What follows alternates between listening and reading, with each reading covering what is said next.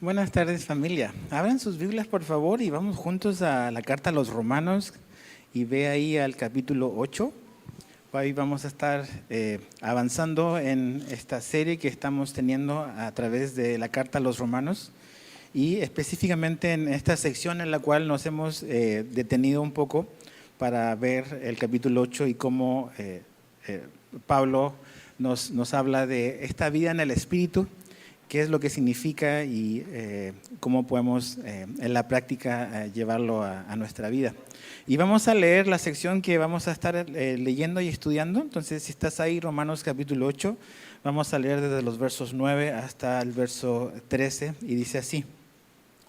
Dice, sin embargo, ustedes no están en la carne, sino en el Espíritu. Si en verdad el Espíritu de Dios habita en ustedes. Pero si alguien no tiene el Espíritu de Cristo, el tal no es de él. Y si Cristo está en ustedes, aunque el cuerpo esté muerto a causa del pecado, sin embargo el Espíritu está vivo a causa de la justicia. Pero si el Espíritu de aquel que resucitó a Jesús de entre los muertos habita en ustedes, el mismo que resucitó a Cristo Jesús de entre los muertos también dará vida a sus cuerpos mortales por medio de su Espíritu que habita en ustedes. Así que, hermanos, somos deudores no a la carne, para vivir conforme a la carne. Porque si ustedes viven conforme a la carne, habrán de morir. Pero si por el Espíritu hacen morir las obras de la carne, vivirán. Entonces, Padre, danos ojos para ver y un corazón para entender, Señor, tu palabra. Necesitamos que tu Espíritu Santo nos traiga revelación de lo que aquí está escrito y nos dé la capacidad para ver tu verdad. Te lo pedimos en el nombre de Jesús. Amén. Hemos estado en esta sección desde el capítulo 6 en adelante hasta aquí, hasta el capítulo 8. En esta parte de esta carta en la cual Pablo, el autor de la carta a los Romanos, nos está hablando específicamente en esta sección de esta parte o de esta etapa en nuestra vida como cristianos que comúnmente conocemos como santificación. Una vez cuando tú y yo pusimos nuestra fe y nuestra confianza en Jesús, nacimos de nuevo, así lo explica la Biblia, nacimos espiritualmente. Pero desde ese momento comenzó un proceso que va a durar toda nuestra vida, que es la santificación. Y en ese proceso varias cosas están sucediendo. Ahora, durante ese proceso o a través de ese proceso, el Espíritu de Dios es el que nos empieza a transformar. Pero también durante ese proceso, tú y yo como creyentes, como personas que ya hemos nacido de nuevo, la Biblia nos dice que colaboramos con Dios. En la salvación, Dios hace la obra. Nosotros nada más ponemos nuestra fe en Él. Pero en la santificación, el Espíritu de Dios hace gran parte, pero también tú y yo colaboramos en obediencia al Espíritu y a su palabra para crecer y ser cambiados y transformados. Entonces Pablo nos ha hablado de eso, de la vida antes de Cristo, la vida después de Cristo. Y la semana pasada hablamos de un componente importante en la vida del cristiano que es cómo pensamos. La mente y las cosas en las cuales fijamos nuestra mente, Pablo nos decía que es un buen indicador de quiénes somos. Una persona que no conoce a Cristo, que no ha nacido de nuevo, pone sus cosas únicamente en las cosas terrenales. Pero una persona que ha creído en Jesús y ha nacido de nuevo, dice que pone su mente y fija su mirada en las cosas de Dios. Entonces hay esa lucha o ese conflicto entre también lo que la carne desea, que es no agradar a Dios, y lo que nuestro espíritu desea, que es agradar a Dios. Ahora, hoy, en los versos 9 al 13, Pablo nos habla de tres cosas que creo que son las tres cosas en las cuales quiero como que enfocarme, que creo que son importantes. Y la primera de ellas está ahí en los versos 9 al 11. Si te fijas bien, a medida que leíamos, hay una palabra como que clave que Pablo repite 3 veces y es la palabra habita. O si usas la Reina Valera, la palabra mora, de morar. Ahora, esa palabra aparece en esos versículos y nos habla de una verdad que a lo mejor sabemos, a lo mejor conocemos bien, a lo mejor no sabíamos o no estamos tan conscientes de lo que eso significa, pero la Biblia nos habla de que desde el momento de nuestro nuevo nacimiento, cuando creímos en Jesús, el Espíritu Santo vino a vivir dentro de nosotros. Hemos sido habitados por el Espíritu de Dios. Y esto tiene que ver con una promesa que Jesús hizo. Jesús le hizo una promesa a sus discípulos, para sus discípulos y para todos los discípulos que iban a venir después de ellos. En Juan 14, 17, no es necesario que vayas ahí, pero cuando Jesús empieza a hablar y a introducirle a sus discípulos la persona del Espíritu Santo, Él lo menciona como el Consolador. Jesús dice que en el verso 17 que Él mora con ustedes y después dice, y estará, dice, en ustedes.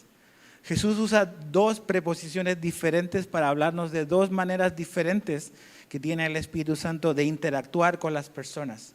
Primero dice que Él está con ustedes y esa es la primera función o la primera manera en que el Espíritu de Dios interactúa con cada uno de nosotros.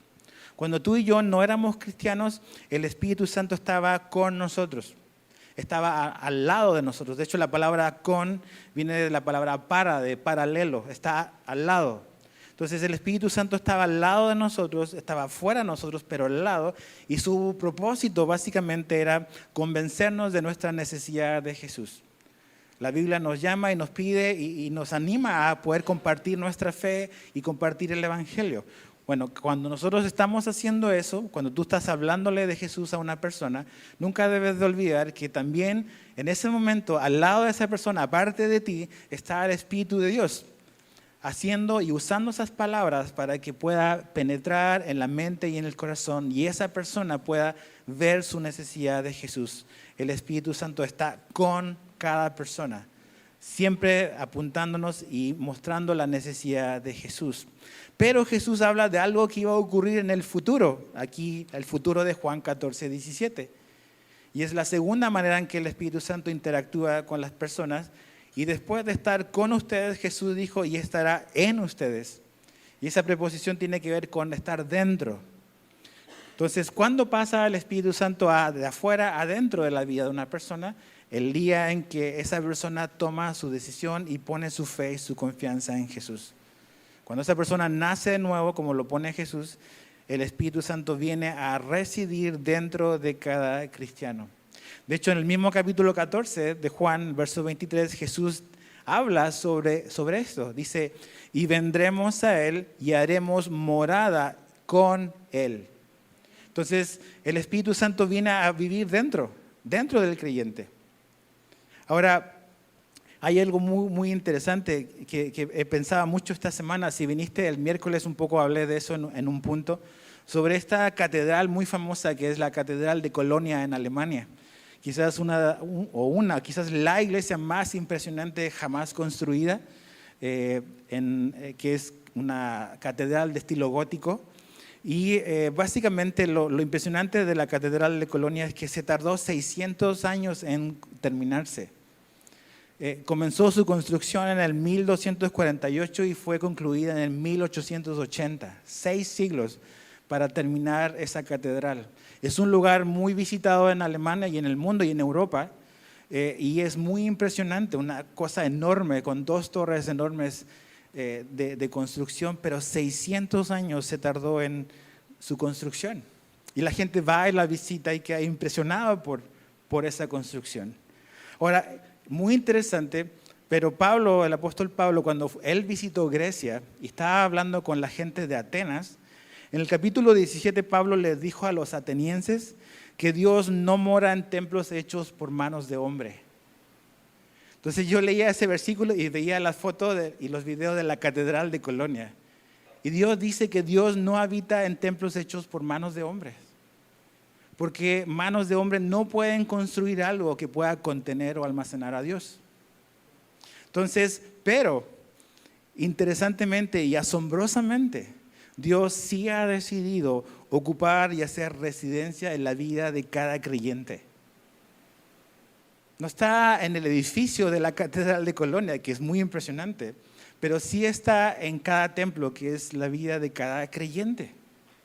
Entonces, eso nos habla de una verdad que a lo mejor no estamos tan conscientes o no pensamos regularmente, y es que cada cristiano es un templo. Es un templo en el cual el Espíritu de Dios vive y reside. Ahora, pensaba en eso que a veces tú y yo decimos, y entiendo lo que queremos decir, es voy a ir a la iglesia, vamos a la iglesia. Y a veces pensamos que la iglesia es esto, es este edificio, pero en este edificio no es donde Dios habita.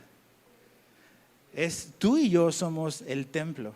Ahora, a veces las personas cuando van a una iglesia, o a veces cuando no la visitan regularmente, a veces llegan con una actitud como de respeto, de recogimiento. O sea, ves esa catedral otra vez y entrarías ahí y tendrías una actitud de recogimiento, de ver algo impresionante, ¿no? Y dices, aquí seguramente la presencia de Dios está. Pero la verdad del Nuevo Testamento es que Dios no está en ese edificio, Dios está en la vida de cada cristiano. Ahora, eso significa entonces que nosotros debiésemos de vivir con reverencia cada día, porque cada día Dios está dentro de nosotros. No es que nosotros somos Dios como esta idea panteísta, media New Age, no.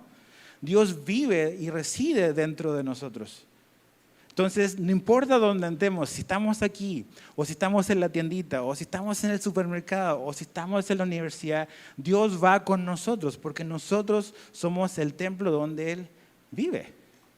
Ahora, ¿cómo afectaría eso mi confianza, la modestia? O sea, todas las cosas. A veces como que nos preparamos nada más, me voy a vestir de cierta manera para ir a la iglesia, porque voy a mostrarle respeto a Dios, porque Dios está ahí.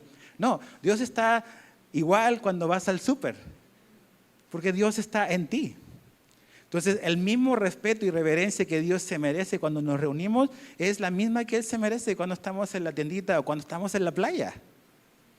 Porque Dios reside y vive dentro de cada cristiano. Ahora, eso es muy importante. O sea, el Espíritu de Dios no viene a visitarnos, viene a hacer su morada dentro de nosotros, a vivir, a establecerse. Él nos está pidiendo, dame chancecita de entrar. Él nos compró. Fíjate lo que Pablo le escribió a los Corintios. 1 Corintios 6, 19 al 20.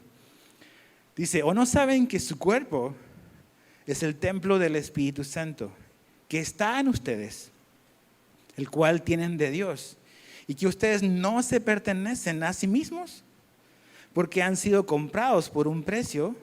Por tanto, glorifiquen a Dios en su cuerpo y en su espíritu, los cuales son de Dios. Generalmente pensamos que Dios solo habita en nuestro corazón y como que usamos esta frase, es que Dios conoce mi corazón. Sí, sí lo conoce, pero también a Dios le importa nuestro cuerpo. Es un templo donde su espíritu vive y reside. Y de hecho, una de las implicaciones que Él venga a residir en nosotros es que nosotros perdemos todo derecho sobre nuestra vida. Porque aquí dice claramente que dice que ustedes no se pertenecen a sí mismos, ya más. Entonces es una bendición que Dios viva dentro de nosotros, pero también eso es una rendición. Es una rendición a Dios. Yo renuncio a todo derecho sobre mi cuerpo. Ahora eso, derecho sobre tu cuerpo, eso está muy de moda hoy. Yo tengo derecho sobre mi cuerpo. No, cuando tú eres cristiano perdemos todo derecho hasta de nuestro cuerpo. Todo nuestro ser le pertenece a Dios. Absolutamente todo. Entonces, el que Él habite dentro de nosotros es un privilegio, pero también es una responsabilidad. Le pertenecemos a Él. Y esta verdad, esta promesa que Jesús le dijo a sus discípulos, va a venir y va a estar en ustedes, es algo que ocurre desde el día número 1 de tu conversión. Esto no es como que échale ganas y a ver si de repente el Espíritu Santo quiere venir dentro de ti. No, desde el día de tu fe en Cristo, cuando creíste en Él y te arrepentiste de tu pecado, de tu incredulidad, desde ese día el Espíritu de Dios vino a vivir dentro de ti. Es algo asombroso, es una verdad impresionante. Ahora, el Espíritu Santo también es un sello, porque fíjate lo que Pablo dice al final o la última parte del verso 9. Dice, pero si alguien no tiene el Espíritu de Cristo, el tal no es de Él. Entonces, la presencia del Espíritu Santo es este sello, es una evidencia de que somos de Cristo y que no somos incrédulos, que hemos venido a la fe. Ahora viene la época de la escuela. Yo sé que los muchachos que son alumnos están muy contentos porque van a regresar al colegio. Entonces, los papás sí están muy contentos. Pero típico que te piden como que poner un sellito en las cosas, en la regla, lo que sea, para que no se confundan y para que cada quien sepa quién es dueño de esa regla, ¿no? Entonces hay un sello que dice un nombre y que está vinculado a una persona. Bueno, en nuestra vida también tenemos un sello. Y la Biblia dice que ese sello es la presencia del Espíritu Santo. Y eso significa que nuestra vida ya no nos pertenece a nosotros, sino que le pertenece a Dios. Es un sello muy evidente. Entonces, mi vida ya no le pertenece a Satanás, no le pertenece y no nos pertenece a nosotros. Entonces, somos su propiedad. Y esa es la razón por la cual, o esa es una evidencia que dice que tú eres de Él, que tú eres de Cristo. Somos de Él. Fíjate lo que Pablo le escribió a los Gálatas, Gálatas capítulo 4, verso 6. Y porque ustedes, o sea, da la razón, y porque ustedes son hijos de Dios, Dios ha enviado el Espíritu de su Hijo a nuestros corazones. La precisa razón de que somos sus hijos está conectada a la verdad de que el Espíritu Santo vive en nuestra vida, que hemos sido habitados por Él. El no tener al Espíritu Santo en nuestra vida es un indicador de que no le pertenecemos a Cristo. Pero si le pertenecemos a Cristo y si tú has puesto tu fe y tu confianza en Él, eso significa que con eso el Espíritu Santo vive en tu vida. Que no estás solo, que el Espíritu de Dios está en ti. Ahora, si te fijas en el texto, también Pablo dice algo que medio mencioné rápido el domingo pasado. En el verso 9 habla del Espíritu de Dios y al final del verso 9 habla del Espíritu de Cristo. Son lo mismo, son las dos mismas personas, no es tan así. Esto es, pudiésemos llamarlo como una equivalencia. El Espíritu de Dios aquí equivale al Espíritu de Cristo, pero no son la misma persona, no están hablando de lo mismo. Aquí Pablo no está diciendo que el Padre, por ejemplo, es la misma persona o es Jesús. Tampoco está diciendo que Jesús es el Espíritu Santo. O sea, la Trinidad está compuesta es un solo Dios que está compuesta por tres personas, el Padre, el Hijo y el Espíritu Santo. Pero el Padre no es Jesús y Jesús no es el Espíritu Santo y el Espíritu Santo no es el Padre, pero cada uno de ellos son Dios y son una sola persona. Ahora, son personas distintas, pero esta es la verdad sobre Dios, son inseparables. Entonces, donde está uno, también están los otros. Donde está uno, están los otros. Y mira lo que Jesús dijo, te lo voy a volver a leer. Juan 14, 23. Dice, y vendremos a Él. Vendremos, está hablando en plural. Vendremos a Él. Dice, y haremos, plural, dice, con Él morada. Entonces, cuando la Biblia y cuando Pablo está hablando aquí del Espíritu de Dios y el Espíritu de Cristo, está hablando del Espíritu Santo y de Cristo, está hablando de que básicamente son inseparables. Que tener a uno es tenerlos a todos. Es tenerlos a todos. Ahora, su presencia, la presencia del Espíritu de Dios en nuestra vida, genera dos cosas o tiene dos beneficios. En el verso 10 habla de que tenemos una vida resucitada. Fíjate el verso 10. Y si Cristo está en ustedes, aunque el cuerpo esté muerto a causa del pecado, sin embargo, el Espíritu está vivo a causa de la justicia. Entonces, el que el Espíritu de Dios esté dentro de nosotros significa que estamos vivos espiritualmente. Es su Espíritu el que nos dio vida, el que nos regeneró, el que nos abrió nuestros ojos y nos transformó. Sí, nuestro cuerpo humano, nuestra naturaleza humana sigue siendo caída y sigue estando bajo los efectos del pecado, pero nuestro espíritu vivió y eso lo produjo el Espíritu de Dios. Él nos dio vida. Nos dio vida ahora, nos dio vida aquí en esta tierra. Nuestros ojos fueron abiertos a la verdad de Dios, cosas que antes no entendíamos, ahora las entendemos, cosas que antes no nos interesaban, ahora nos interesan porque Dios nos trajo vida por medio de su Espíritu, pero todavía estamos en este cuerpo humano caído. Pero hay un día donde también el Espíritu Santo va a hacer otra cosa, y está en el verso 11. Dice: el mismo que resucitó a Cristo Jesús de entre los muertos, también dará vida a sus cuerpos mortales por medio de su Espíritu que habita en ustedes. Un día el mismo Espíritu de Dios va a resucitar a nuestros cuerpos para la eternidad. Puedes leer para estudiar un poco más sobre el tema 1 Corintios 6 y 1 Corintios 15. Pero básicamente la idea es esta. Si Cristo no viene antes por su iglesia, un día vamos a morir físicamente. Nuestro cuerpo va a volver a la tierra. Pero la Biblia nos promete que un día, cuando Cristo venga, los que estén muertos van a resucitar. O sea, los cuerpos físicos van a resucitar. Va a haber una resurrección corporal. Pero el Espíritu no va a resucitar nuestros viejos cuerpos de la misma manera como la tenemos ahora. Pero va a haber una resurrección donde Dios nos va a dar el cuerpo que tenemos, pero glorificado, ya sin la presencia del pecado, sin la presencia ni los efectos de la antigua naturaleza de nuestro padre Adán. Y eso te habla de que Dios no solamente piensa en nuestra alma y en nuestro espíritu, también en nuestro cuerpo. En la eternidad no vamos a ser espíritus flotando en las nubes, vamos a tener un cuerpo humano glorificado. Entonces, eso es algo que el Espíritu de Dios también va a hacer. Entonces, resumiendo, ahora nos ha dado vida espiritualmente, pero un día en la eternidad el Espíritu también le va a volver a dar una nueva vida a nuestro antiguo cuerpo y nos va a dar un cuerpo glorificado. Ya no más afectado por el pecado, por la enfermedad, por nada de esas cosas. Y vamos a vivir eternamente con Cristo.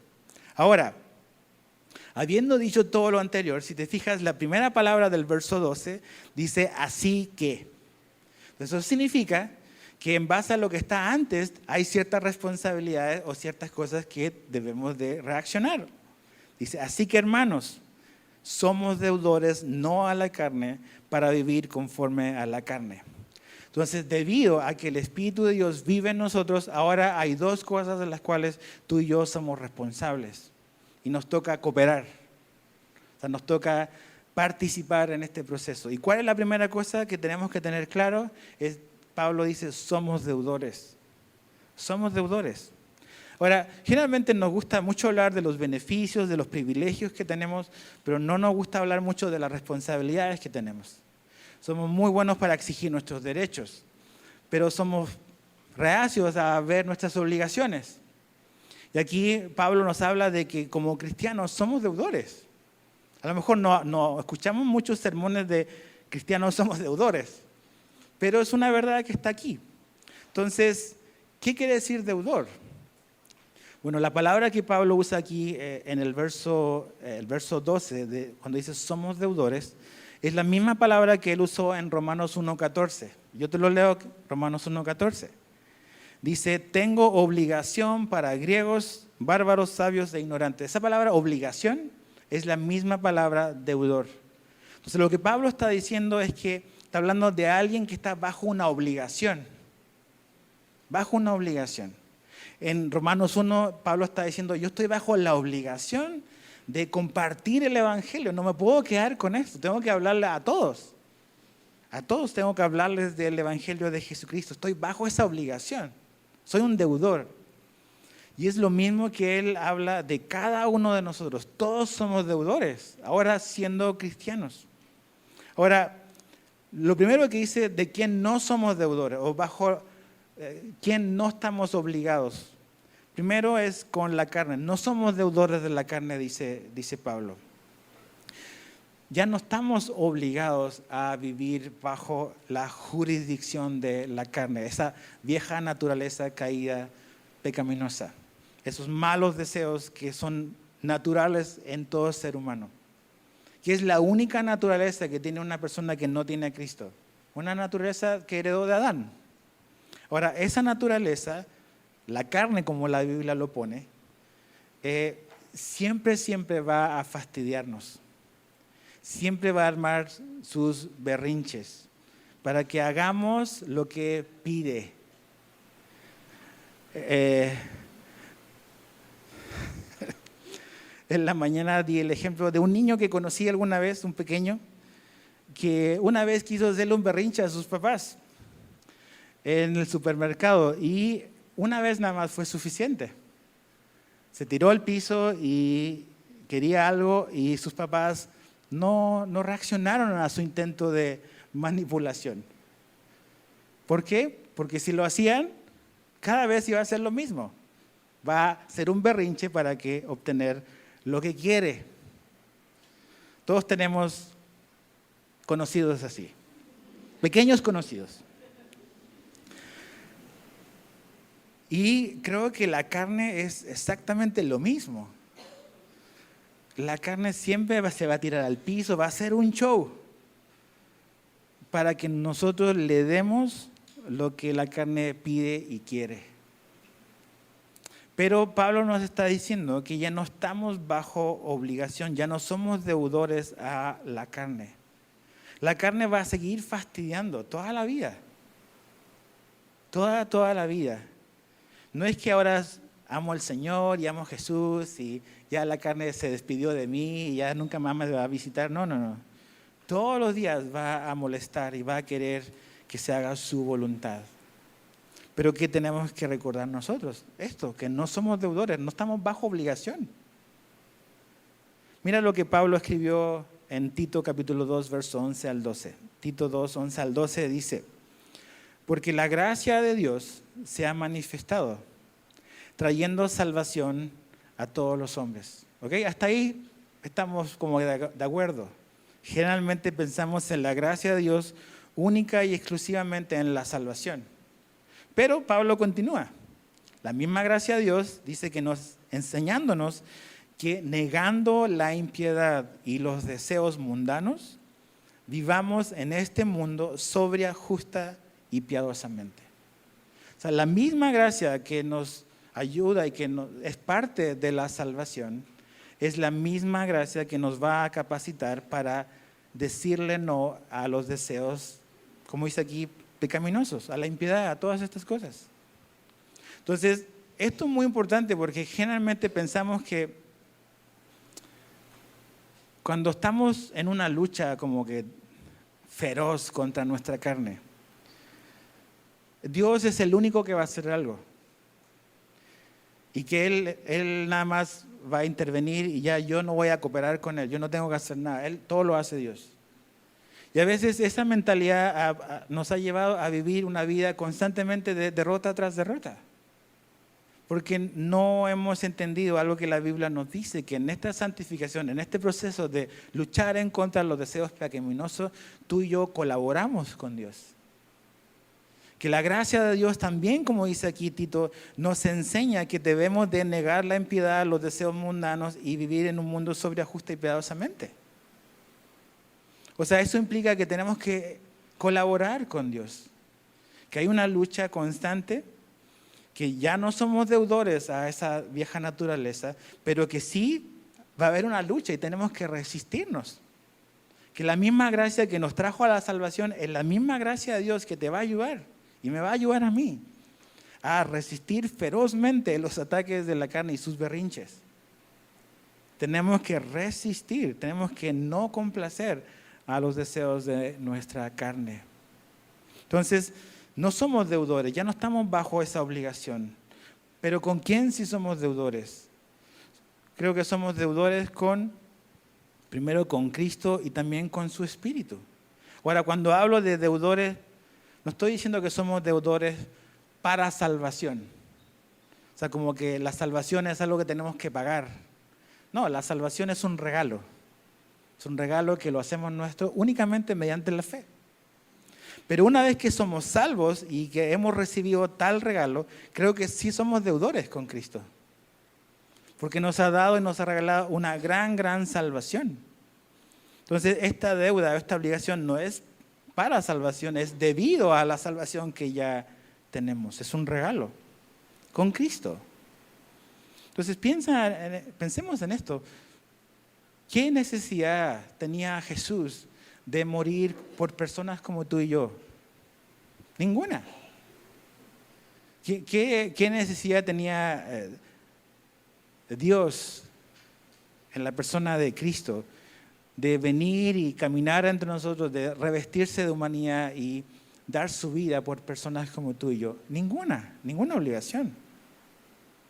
Ahora, cuando nosotros vemos eso y comprendemos lo que Cristo significó, que Él temporalmente, como dice la Biblia, se despojó de toda su gloria y se introdujo a nuestra realidad caída y dolorosa y experimentó todo lo que le tocó experimentar y una muerte brutal, ¿a poco eso no genera en nosotros, al apreciar el tamaño del regalo que Él nos dio, un sentido de deuda? No para obtener algo, sino porque ya Él nos lo dio, pero el apreciar de que debido a lo que Él hizo por nosotros, ahora nosotros debemos de corresponderle de cierta manera. No para obtener algo, sino porque Él ya nos dio eso que era inalcanzable para nosotros. Pedro, el discípulo Pedro, escribió esto en 1 de Pedro capítulo 4. Dice, por tanto, puesto que Cristo ha padecido en la carne, dice, ármense también ustedes con el mismo propósito. Pues quien ha padecido en la carne ha terminado con el pecado, para vivir el tiempo que le queda en la carne, ya no para las pasiones humanas, sino para la voluntad de Dios. Porque el tiempo ya pasado les es suficiente para haber hecho lo que agrada a los gentiles, habiendo andado en sensualidad, lujurias, borracheras, orgías, embriagueces y abominables idolatrías. Entonces Pedro está diciendo, Cristo murió por nosotros. Y ya la vida que perdimos antes de Cristo ya fue suficiente lo que le diste a eso. Ya olvídate de eso y cambia tu vida. Vive de una manera diferente, es lo que Pedro está diciendo. Entonces la pregunta es, si Cristo murió por personas como tú y yo, ¿podríamos seguir viviendo de la misma manera como vivíamos antes? Habiendo hecho Él todo lo que Él hizo, tomando la iniciativa, poniendo un pie en nuestra realidad, ¿podríamos tú y yo seguir viviendo como vivíamos antes? ¿Podríamos tú y yo seguir pensando como pensábamos antes? Estamos en deuda con Él. De la misma manera estamos en deuda y somos deudores al Espíritu de Dios. ¿Por qué pensamos que es algo tan normal y tan natural que el Espíritu de Dios tenga que vivir dentro de una persona? Si la Biblia nos dice que Dios no habita en templos hechos por manos de hombre, ¿por qué tendría Dios que vivir dentro de nosotros? Pero lo ha decidido hacer, lo quiere. Y su voluntad es tener comunión y se hace, dice que los cielos no pueden contener la gloria de Dios, pero de alguna manera Dios viene y se hace y está dentro de nosotros. ¿Qué obligación tenía el Espíritu de Dios de hacer eso? Ninguna. Pero lo hace porque quiere tener comunión con nosotros. Entonces, si el Espíritu Santo viene a vivir dentro de personas como tú y yo, ¿cómo podríamos seguir viviendo igual? Somos deudores. Eso es lo que Pablo está diciendo. Tenemos que entender eso. Ya no a la carne para hacer su voluntad, pero ahora sí al Espíritu de Dios para andar en su voluntad, para obedecer al Espíritu de Dios. Otra vez, 1 Corintios 6, 19. ¿O no saben que su cuerpo es el templo del Espíritu que está en ustedes, el cual tienen de Dios?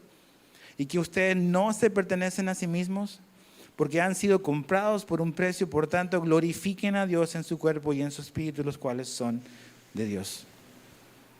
La manera y lo que pasa cuando el Espíritu de Dios viene a vivir dentro de nosotros, otra vez es perdemos todo derecho sobre nuestra vida, renunciamos a todo derecho. Él adquiere los derechos de nuestra vida. Y no le tengas temor a Dios, sus planes son buenos, son perfectos, son agradables.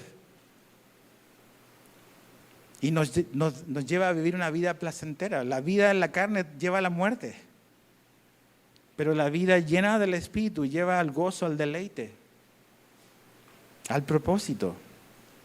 Entonces somos deudores. Estamos en deuda en ese sentido. Estamos bajo una obligación de vivir de manera diferente porque ya Cristo vive en nosotros y porque ya su Espíritu vive en nosotros. Entonces, mi pregunta es, ¿cómo estás viviendo? ¿Cómo estás viviendo tu vida?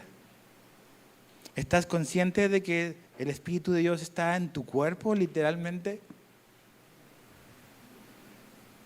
La próxima semana vamos a hablar de qué más hace el Espíritu. Él nos guía.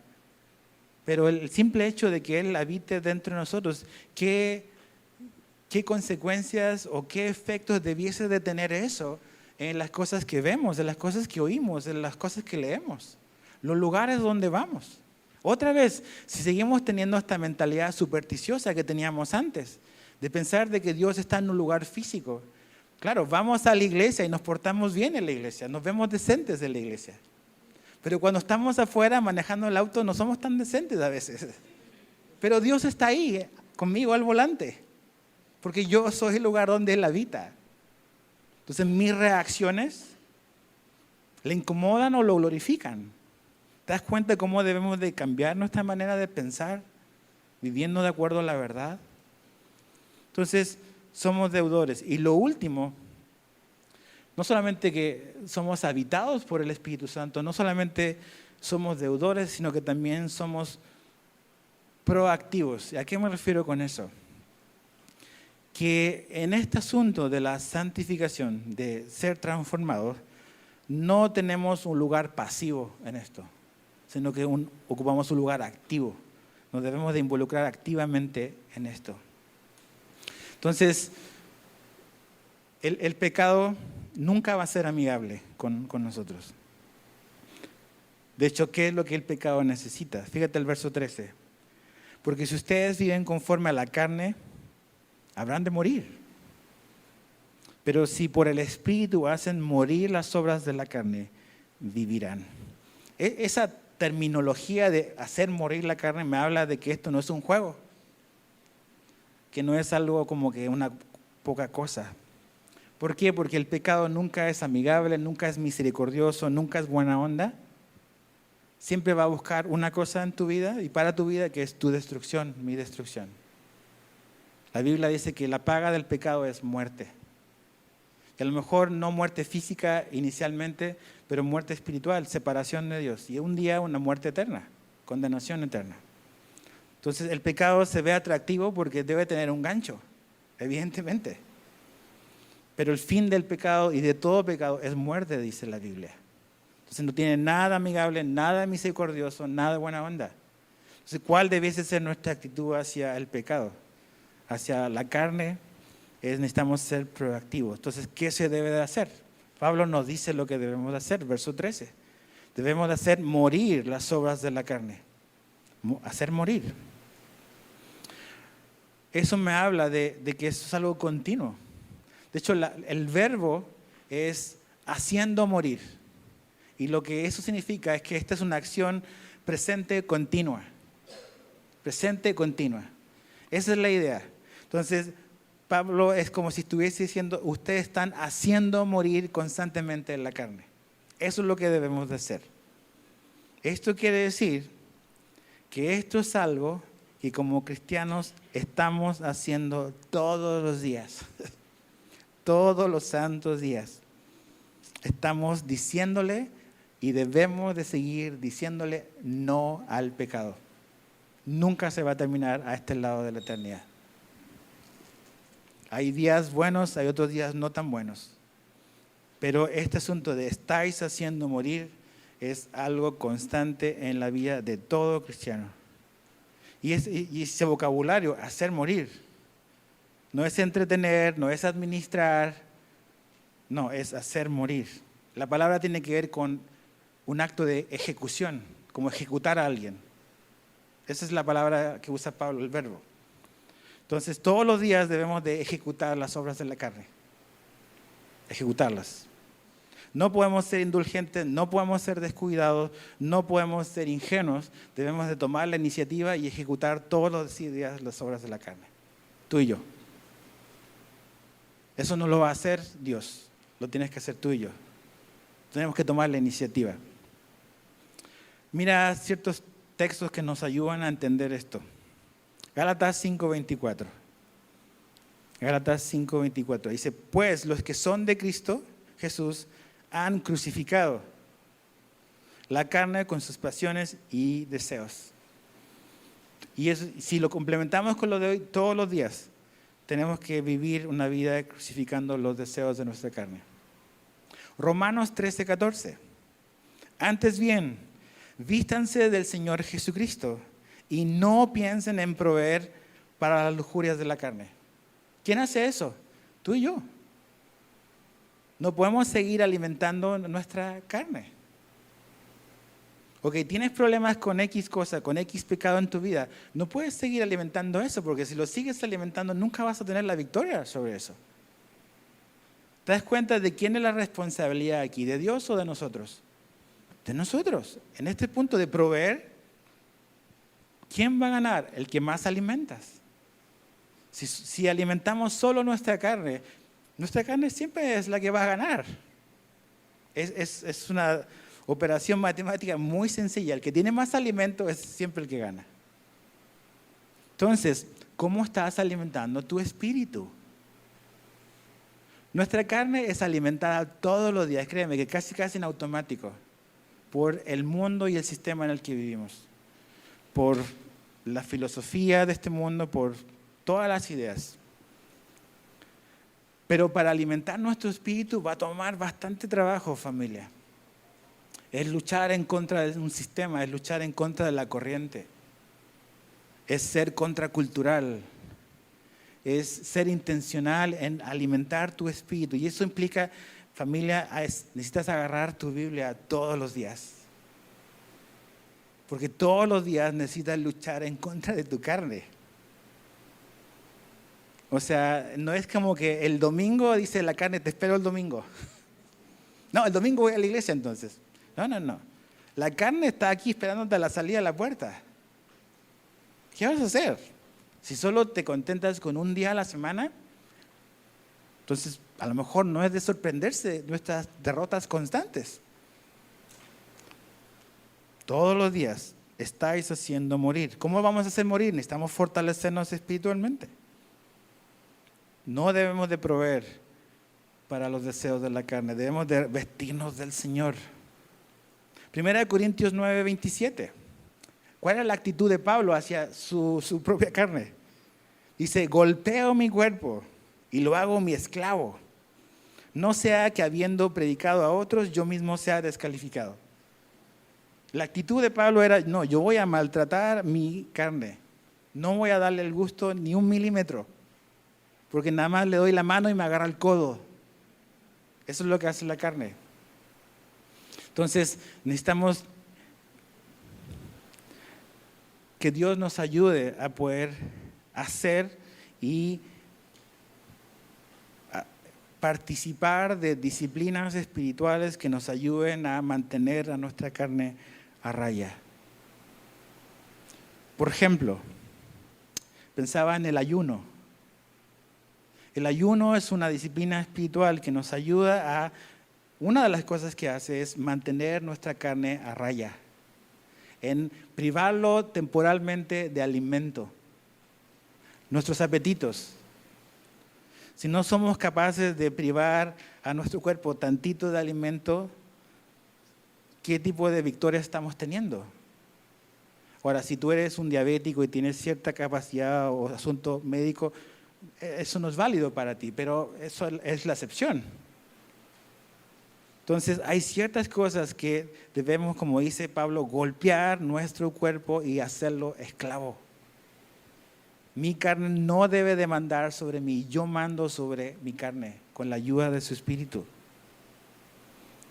Entonces, ahí está. Entonces, ¿qué debemos de hacer? Creo que todos nosotros, cada uno de nosotros, los que somos cristianos que estamos acá, debemos de identificar cuáles son esos pecados que me son más atractivos o a los que soy más vulnerables y tomar decisiones contundentes y decisivas contra ellos. O sea, este asunto no es un juego, es una ejecución diaria, dice Pablo.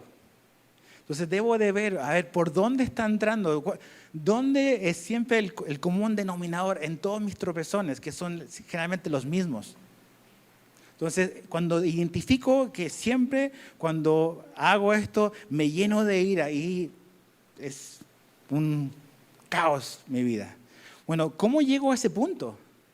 ¿Cuál es el común denominador? ¿Por dónde está entrando eso? Que yo reacciono así. Si tú eres una persona que antes de ser cristiano tuviste problemas con el alcohol, estabas esclavo del alcohol. Bueno, ¿Qué decisiones activamente vas a tener que tomar para no ponerte en una situación en la cual tú sabes que si estás ahí vas a tropezar? No podemos ser ingenuos, no podemos ser pasivos, tenemos que ser activos y dar golpes para matar eso, para matar esos deseos. A lo mejor son ciertas amistades, cierto grupo de personas con los que te relacionas. Estar en ese ambiente es el que te hace tropezar. Bueno, tienes que tomar una decisión radical respecto a eso. Mira lo que dijo Jesús. Mateo 5:29. ¿A poco esto no es radical? Si tu ojo derecho te hace pecar, arráncalo y tíralo. Porque te es mejor que se pierda uno de tus miembros y no que todo el cuerpo sea arrojado al infierno. Aquí me parece que la decisión es bastante radical en las decisiones que tenemos que tomar. Entonces, si tienes problemas con alcohol, con drogas, con sexo, con cualquier cosa, con orgullo, con amor al dinero, no puedo yo seguir siendo pasivo respecto a esas cosas. Necesito tener una estrategia de identificar primeramente cuáles son los lugares donde generalmente tropiezo y plantarme ahí en contra de eso. Huir de personas, de situaciones que yo sé y que tú sabes que si te involucras nada más tantito, ya sabes para dónde vas. Hace un par de años oí esta historia sobre esta guerra, este conflicto bélico que hubo entre el Reino Unido y Argentina por las Islas las Malvinas. Y una de las cosas que oí de esta persona que sabía sobre esta guerra es que Argentina, para evitar que aviones ingleses aterrizaran en su territorio, los argentinos dinamitaron sus pistas de aterrizaje para que los aviones ingleses no pudiesen aterrizar en territorio propio. Y creo que eso es lo que a veces tenemos que hacer. Tenemos que dinamitar todas esas áreas en nuestra vida donde el enemigo puede aterrizar fácilmente. Eso es lo que tenemos que hacer. No podemos seguir siendo ingenuos pensando de que este pecado o esta área de mi vida yo lo puedo administrar o lo puedo dosificar. Si yo pienso así es peligroso y estoy en serios problemas. Lo que la Biblia nos dice es que tenemos que hacer morir eso. Tenemos que ejecutarlo. ¿Y cómo lo hacemos? ¿Cómo es posible esto? Por medio de su Espíritu. Es el poder de su Espíritu, es el poder y accionar del Espíritu Santo, tomando nosotros la iniciativa. Pero es mediante el poder y la capacidad de su Espíritu. No es algo que solo va a hacer el Espíritu de Dios sin tu colaboración, sin mi colaboración. Tengo que yo tomar la iniciativa, identificar esas áreas en mi vida y cortar cabeza ahí, cortar ese pecado, cortar eso con la ayuda de su Espíritu. Esa es la manera en que vamos a poder vivir una vida cristiana victoriosa. Porque se puede. Se puede. Entonces, dices, híjole, esto es algo que tengo que hacer todos los días, todos los días. Acuérdense, familia, esto todavía no es el cielo. Todavía no llegó el tiempo para descansar. La Biblia pone muchas imágenes que una de las cosas que es la vida cristiana es una batalla. Hay soldados, hay una batalla ocurriendo. Tenemos una batalla con el mundo, tenemos una batalla en contra de Satanás y tenemos una batalla contra nuestra carne. Hay 3 enemigos: mundo, Satanás y yo. Entonces, la única opción de esperanza, de triunfo que tenemos es si tomamos la iniciativa y nos agarramos de lo único que nos puede dar la victoria, que es el Espíritu de Dios. Entonces, pidámosles ayuda al Señor. Algo que no tenemos que confundirnos es, Dios no va a obedecer por ti y por mí. Él no lo va a hacer. Pero Él te puede ayudar a hacerlo. Pero tú vas a tener que colaborar. Me gusta lo que Pablo dice, que Dios pone en nosotros el querer como el hacer. Entonces a lo mejor pidámosles eso, que de verdad Él ponga eso en nuestra vida. Y como yo sé que Él lo va a hacer porque Él quiere las cosas buenas para nosotros, ahora nosotros podamos vivir esta vida como honra y glorifica a Dios.